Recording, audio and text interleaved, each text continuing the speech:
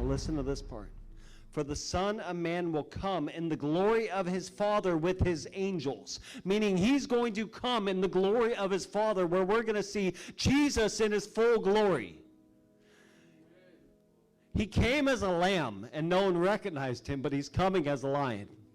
And all the world is going to stand before him and see him in all his glory and all his power.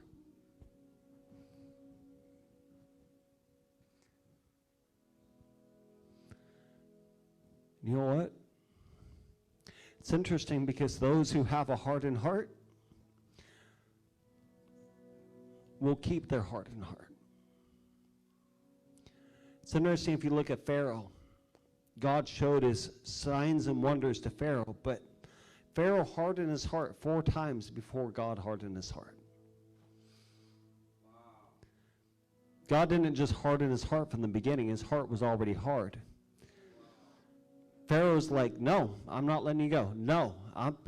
Then he would kind of move. Then he'd say no. Then he'd say no. And then God's like, okay, if you're going to harden your heart, let's take you the rest of the way. Guess what? God is going to allow a delusion to come on the earth. And if you're going to rebel against God, he's going to allow you to rebel. He's going to give you over your desires to where you're going to be blind, to where the same plagues we see with Moses, we're going to see all around the world. Come on. And he's going to show the magnitude of his power and his glory. We don't want to miss that boat.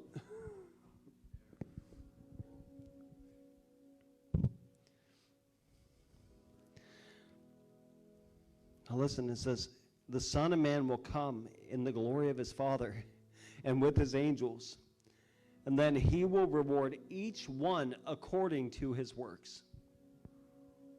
Wait, we're not saved by works. What's that work stuff being in there? The problem is we've taken that we're not saved by works so twisted that we actually block ourselves from works.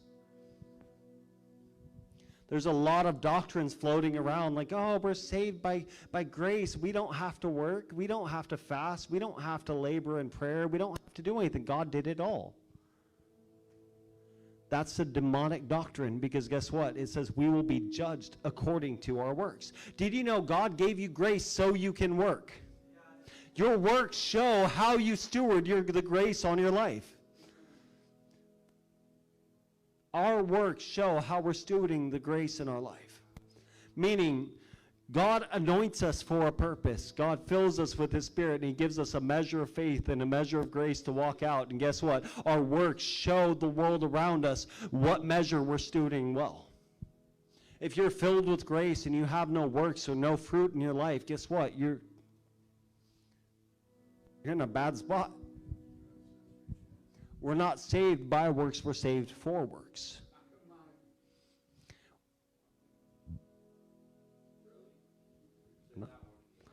We're not saved by works, we're saved for works.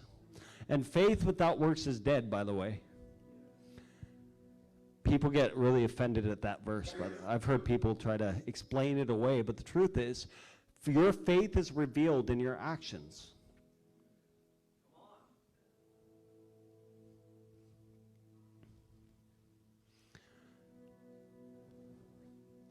You know, if you believe your car is going to get you to work, you're going to jump in the car and drive to work.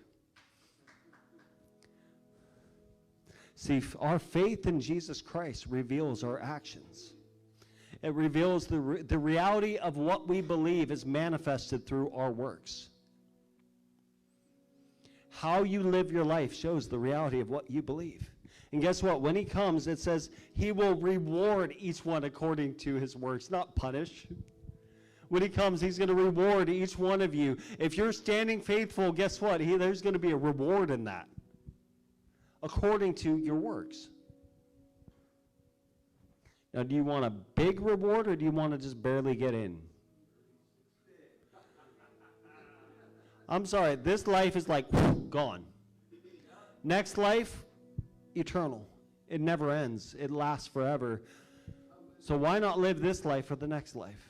Because the things we do in this life will impact eternity.